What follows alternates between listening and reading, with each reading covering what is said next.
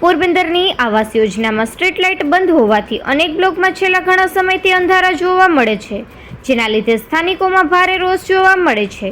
વહેલી તકે ઉજાસ કરવા માંગ ઉઠી છે.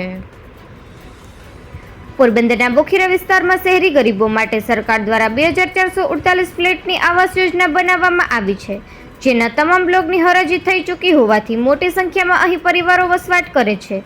પરંતુ અહીં અનેક સ્ટ્રીટ લાઇટો બંધ હાલતમાં છે, જેના લીધે સ્થાનિકોને ભારે મુશ્કેલીનો સામનો કરવો પડી રહ્યો છે. અનેક લોકોએ પસાર થવા માટે મોબાઈલની ફ્લેશ લાઇટનો સહારો લેવો પડે છે. અંધારાના કારણે સાંજ બાદ મહિલાઓ પણ ઘરની બહાર નીકળી શકતી નથી. તેઓને પજવણી છેડતીનો ભય રહે છે અથવા ચીલઝડપ લૂંટ જેવા બનાવની પણ ભીતિ રહે છે. તો બીજી તરફ વૃદ્ધો અને બાળકો પણ પડી જવા અથવા અકસ્માતની ભીતિના કારણે બહાર નીકળી નથી શકતા. અનેક સ્થળો અહીં એવા છે જ્યાં સ્ટ્રીટ લાઇટ 6 માસથી પણ વધુ સમયથી બંધ હાલતમાં છે. આથી વહેલી તકે તંત્ર દ્વારા તમામ લાઇટનું સમારકામ કરી ઉજાસ પાથરવામાં આવે તેવી માંગ ઉઠી છે. નિપુલ પોપટ, પોરબંદર ટાઈમ્સ.